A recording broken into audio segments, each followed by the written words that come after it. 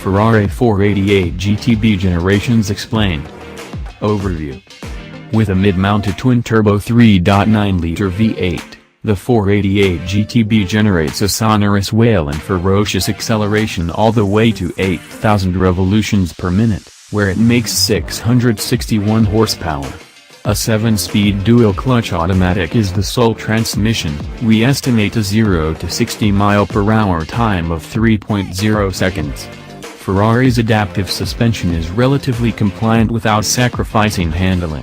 In addition to the standard 488 coupe, there's a retractable hardtop spoiler in the new for 2019, harder core, coupe-only Pista that makes 710 horsepower and seriously ups the volume on the V8. Major redesigns occur every 5 years or so, not much changes in between.